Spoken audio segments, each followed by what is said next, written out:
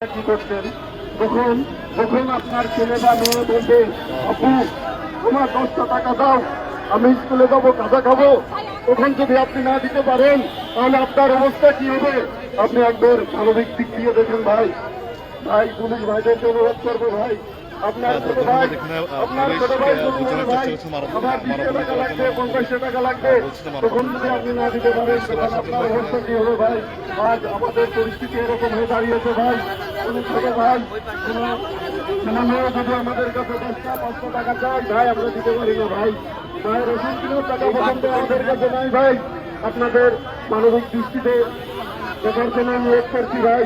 আর যদি এই ঘটনাটা আপনাদের সাথে ঘটতো তাহলে আপনারা কি করতেন ভাই? আজ যদি এই ঘটনাটা আপনাদের সাথে ঘটতো ভাই তাহলে আপনি কি করতেন? মায়ের ওষুধ কেনার টাকা ভাই দিতে পারি না, ছেলে মেয়ের লেখাপড়ার খরচ দিতে পারি না, চলাইয়ে ঢাকা থাকি ভাই, কিস্তির লোক এসে বাড়ি এসে ঘুরে যায় ভাই, টাকা দিতে পারি না। আমি আপনাদেরকে অনুরোধ করবো পুলিশ ভাইদেরকে যে আজ যদি এই ঘটনাটা আপনাদের সাথে ঘটতো তাহলে আপনারা কি করতেন? আপনার ছোট ভাই যদি বলতো যে ভাইয়া আমার 20 টাকা লাগবে 100 টাকা লাগবে, যদি আপনি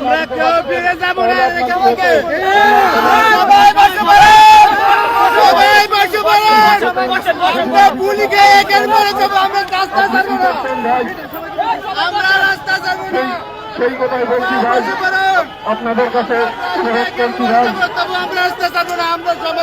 আপনাদের কাছে অনুরোধ করছি ভাই, পুলিশ ভাইদেরকে অনুরোধ করছি ভাই। আর যদি এই ঘটনাটা আপনাদের সাথে ঘটতে হয় তাহলে আপনারা দর্শক আপনারা দেখতে পাচ্ছেন টেলিভিশনাল ফেসবুক লাইভে যেখানে কারণ বাজারে মালয়েশিয়া যেতে ইচ্ছুক বাংলাদেশিদের সিন্ডিকেটের শিকার হয়ে যেখানে প্রায় 70 থেকে 80,000 টাকার প্রয়োজন, সেখানে 7-8 লক্ষ টাকা দেওয়ার পরেও অনেকের ই ভিসা হওয়ার পরেও অনেকে যেতে পারছেন না এবং অনেকে বিভিন্ন বৈষম্যের শিকার হচ্ছেন, এলাকায় যেতে পারছেন না। তারা আজকে এখানে মানববন্ধন করেছেন। এখন মানববন্ধন করতে গিয়ে পুলিশ কিছুটা তাদের আইন শৃঙ্খলা বাহিনীর কোনো প্রকার হওয়ার জন্যই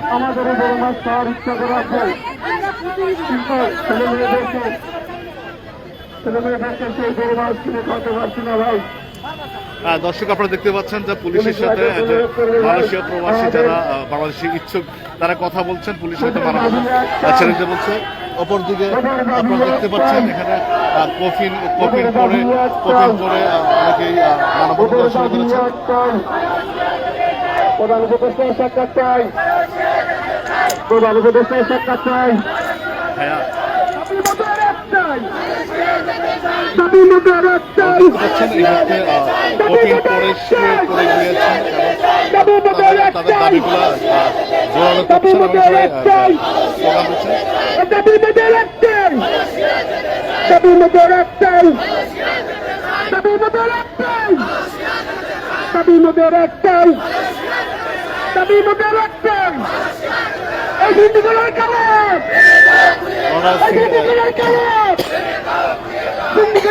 এবং দাবিটা জানানোর চেষ্টা করছে সিন্ডিকেটের বিরুদ্ধে। গত 2 বছর আগে এসব মানুষেরা টাকা জমা দিয়েছিলেন 8 লক্ষ টাকা, কিন্তু আজকে 2 বছর পরে অনেকের ই ভিসা হওয়া সত্ত্বেও অনেকে ব্যর্থ হচ্ছেন এবং অনেকের যেখানে যাওয়ার টিকিট 20,000 30,000 টাকা থাকা সত্ত্বেও খরচ করে কোনো পাচ্ছেন না।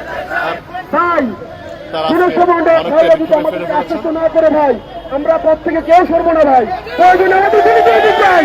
আমরা তো মরেই গেছি ভাই, আমরা তো আগেই মরে গেছি ভাই, আমরা তো মরেই গেছি ভাই। এখন বলে কি হবে ভাই বলেন? আমরা সবাই মরে গেছি ভাই। কোনো সময় না আমাদের সাথে দেখা করে পরিস্থিতি দেবে অথবা আমাদেরকে গুলি মারবে, কোনো সমস্যা নেই ভাই। আমরা কেউ অবস্থা হবো না ভাই, আমরা কোনো ভাইকে রেখে ভাই কেউ যাবো না ভাই, যাবো না ভাই। ভাই আপনারা দয়া করে সবাই সুশৃঙ্খল ভাবে বসে যান ভাই। প্রশাসন ভাইরা আমাদেরকে কিছু বলবে না, আমরা কেন রাস্তা ছেড়ে দেবো? আমরা আমাদের ন্যায্য দাবি নিয়ে রাস্তায় আসছি। আমাদেরকে হাই ছেড়ে দেবেন, আমরা আমাদেরকে মানুষের পড়ানোর ব্যবস্থা করুন। আমরা এখানে অন্যায় করে অবিচার নিয়ে আসিনি রাস্তায়, আমরা এখানে পথের ভিখারির মতো রাস্তায় ঘুরবো। আমরা কি দেখা দিচ্ছি নাকি? সিন্ডিকেটের কালো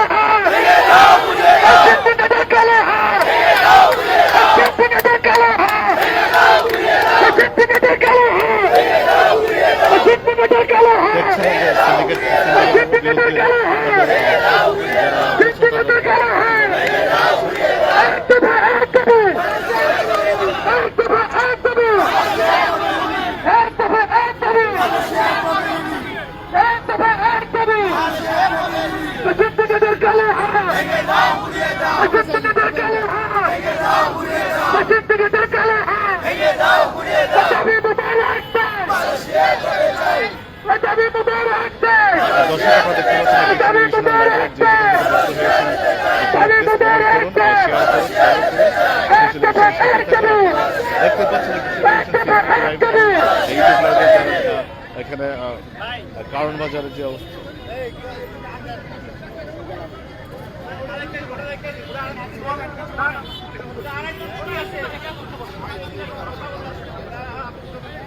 ভাই এত ক্রোধে দাঁড়ালে দফা এক দাবি এক দফা এক দাবি এক দফা এক দাবি এক দফা এক দাবি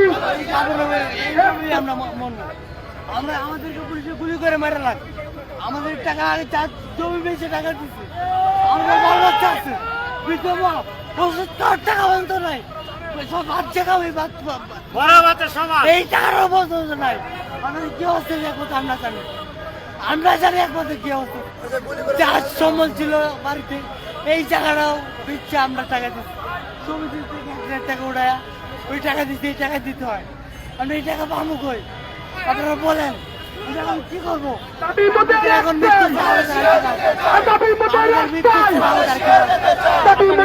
আমার নাম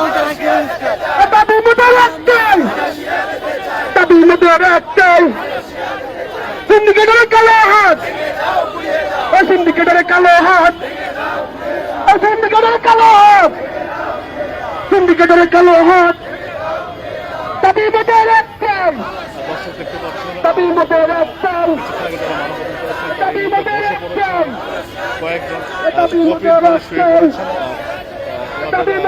একটি দাবি জানাচ্ছেন যদি ওনারা মালয়েশিয়া যেতে না পারেন এতে করে পুলিশ যদি তাদের গায়ে যদি লাঠি চার্জ করে অথবা কোনো আক্রমণে যায় অথবা সরকার যে কোনো কঠোর সিদ্ধান্ত নেয় সকল সিদ্ধান্ত উপেক্ষা করে তাদের মানববন্ধন তারা চালিয়ে যাবে এটাই জানিয়েছেন মালয়েশিয়া যেতে ইচ্ছুক বাংলাদেশি যারা রয়েছেন ইতিমধ্যে জানিয়ে রাখি গত 2 বছর প্রায় 18,000 বাংলাদেশি যুবক যারা টাকা জমা দেওয়ার বিভিন্ন সিন্ডিকেটের মাধ্যমে প্রতারিত হয়ে অনেকে যেতে পারেন 18,000 কোটি দাবি একটাই 18,000 কোটি ভাইয়ের দাবি একটাই তারা কি দোষ করেছে ভাই যেতে পারে ওনারাই 6 লাখ 7 লাখ 8 লাখ 10 লাখ টাকা দিয়েছে ভাই তাই তারা কি দোষ করেছে বলেন আপনারা বলেন মিডিয়া ভাই আপনারা বলেন তারা কি দোষ করেছে ভাই টাকা দিয়ে দেশের উন্নত করতে গেছিল ভাই বাংলাদেশকে উন্নয়ন করার জন্য ভাই তারা টাকা পয়সা দিয়েছিল ভাই প্রবাসী বুঝছেন আমাদের কি দোষ ছিল ভাই বলেন আরে সিন্ডিকেটের কালো হাত সিন্ডিকেটের কালো হাত সিন্ডিকেটের কালো হাত সিন্ডিকেটের কালো হাত সিন্ডিকেটের কালো হাত সিন্ডিকেটের কালো হাত সিন্ডিকেটের কালো হাত দাবি মোবারক চাই দাবি মোবারক চাই দাবি মোবারক চাই দাবি মোবারক চাই দাবি মোবারক চাই দাবি মোবারক চাই সিন্ডিকেটের কালো হাত সিন্ডিকেটের কালো হাত সিন্ডিকেটের কালো হাত এই মুহূর্তে সিন্ডিকেটের কালো হাত দাবি মোবারক চাই দাবি মোবারক চাই দাবি মোবারক চাই দাবি মোবারক চাই কিছু বলো ভাই বোমটা একটু প্রিয় ভাইয়েরা আমার প্রিয় সাংবাদিক বন্ধুগণ এবং এখানে আমরা যারা যেতে না পারা 18,000 কর্মী এখানে অবস্থান কর্মসূচি পালন করতেছি আপনারা সবাই ইতিমধ্যে অবগত হয়েছেন আমরা কোনো অপরাধী নয়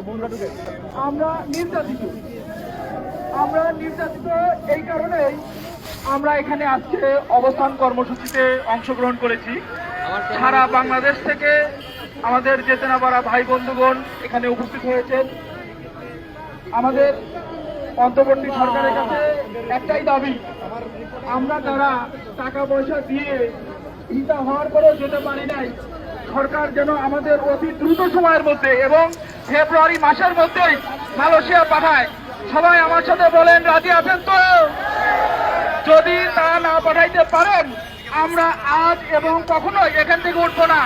এতে যদি আমাদের মৃত্যু হয় হবে, আপনারা রাজি আছেন তো? এবং আমি আরেকটা কথা স্পষ্ট করে বলতে চাই, আমার বড় ভাইয়েরা ইতিমধ্যেই বলেছেন যে আমাদের ফেব্রুয়ারির 20 তারিখের মধ্যে নিতে হবে। আর সরকারকে তাড়া দেওয়ার আমাদের একটাই কারণ, আমাদের 6 লক্ষ 7 লক্ষ 6.5 লক্ষ টাকা দিতে হয়েছে এই মালয়েশিয়া দেওয়ার জন্য। সেই টাকার বোঝা হয়ে গেছে এখন 9 লক্ষ 10 লক্ষ 11 লক্ষ। এনজিও কর্মীরা আমাদের বাড়িতে রীতিমতো অকথ্য ভাষায় গালাগালি করে। আমরা কি দোষ করেছি? আমরা চাই এর সমাধান। আমাদের মালয়েশিয়া নিতে হবে, না নিলে আমাদের এই ক্ষতি কখনোই পূরণ হবে না। অতএব সরকারের কাছে আমাদের বিনীত অনুরোধ, যেন আমাদের ফেব্রুয়ারি মাসের 20 তারিখের মধ্যে পাঠানোর ব্যবস্থা করা হয়। তাহলে আমরা মনে হয় বাঁচবো না। এই জন্য আমরা অনেকেই কাপড়ের কাপড় দিয়ে এসেছি। যতক্ষণ পর্যন্ত না আমাদের অবরোধ কর্মসূচি চলতে থাকবে। যদি আপনাদের উপরে পুলিশ প্রশাসন হামলা করে, আপনারা কি সবাই দলিয়ে পালিয়ে যাবেন? যদি গুলি করে লাগে আমাদেরকে গুলি করে দিবেন। আর না হলে আমরা সবাই একতাবদ্ধ হয়ে জুলাই আন্দোলনের শুরু করেছেন, সবাই একতাবদ্ধ হয়ে প্রেমিকের শাস্ত্র দিয়েছে এই ধরনের কর্মসূচি দিতে আমরা বাধ্য হবো।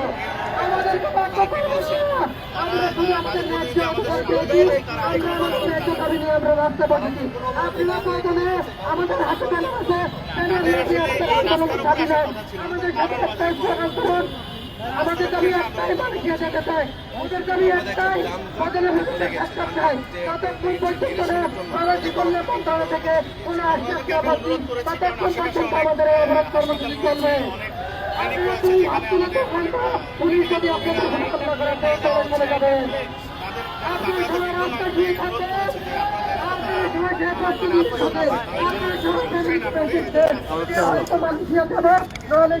রাস্তায় শুয়ে থাকবো।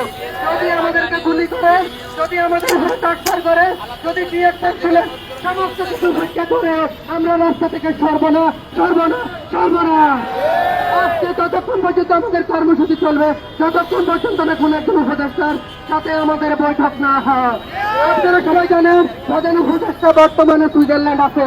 প্রয়োজনীয় ডাক্তার ইউনিফর্মের সাথে ভিডিও কনফারেন্সের মধ্যে আমরা কথা বলবো, তারপর আমরা আন্দোলন থেকে সরবো না। ততক্ষণ পর্যন্ত আমরা প্রধান উপদেষ্টার কোনো আশ্বাস না পাই, ততক্ষণ পর্যন্ত আমাদের কর্মসূচি চালিয়ে যেতে আপনারা প্রস্তুত আছেন তো? আপনারা সবাই একটাই স্লোগান তুলুন, একটাই দাবি তুলুন, আমাদের মালয়েশিয়া যেতে হবে, যেতে চাই। প্রিয় ভাইয়েরা, দর্শক ভাই দেখুন আমাদের কয়েকটা ভাই কাফনের কাপড় পরে শুয়ে পড়েছে।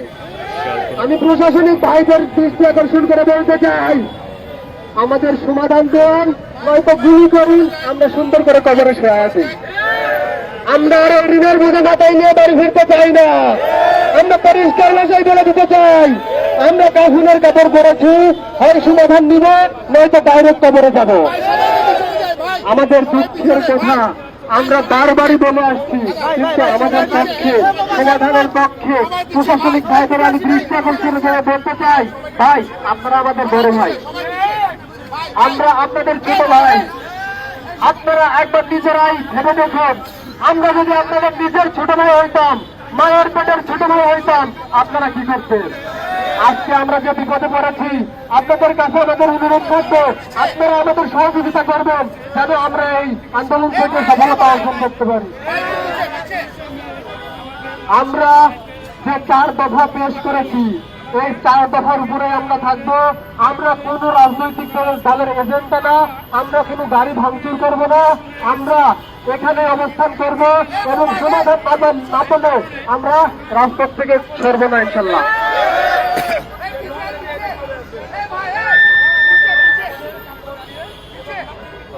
আমরা পরিষ্কার করে বলতে চাই, আমরা এখানে যারা আছি প্রত্যেকটা ব্যক্তি ভুক্তভোগী।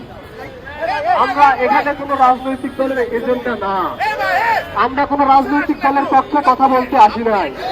আমরা আমাদের ন্যায্য অধিকার ফিরে পেতে মাঠে নেমেছি এবং আমাদের ন্যায্য অধিকার ফিরে না পাওয়া পর্যন্ত এই রাস্তা থেকে উঠবো না, উঠবো না, উঠবো না।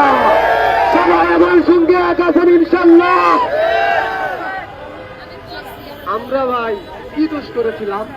আমরা তো চেয়েছিলাম প্রবাসে গিয়ে দেশের রেমিটেন্স পাঠাবো, আমাদের পরিবার ভালো থাকবে, দেশের উন্নতি হবে। এটা কি আমাদের দোষ ছিল? দর্শক আমরা কি পাপ করেছি? তাহলে কেন আমরা আজকে রাস্তায় দাঁড়িয়েছি? সরকারের কাছে আমি জানতে চাই।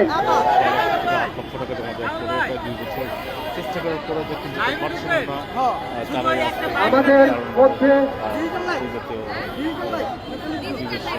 মানুষের ইচ্ছুক দাবি মোদের রাখতে, দাবি মোদের রাখতে, দাবি মোদের রাখতে, দাবি মোদের রাখতে, দাবি মোদের রাখতে। এক দফা এক দাবি, এক দফা এক দাবি, এক দফা এক দাবি, এক দফা এক দাবি।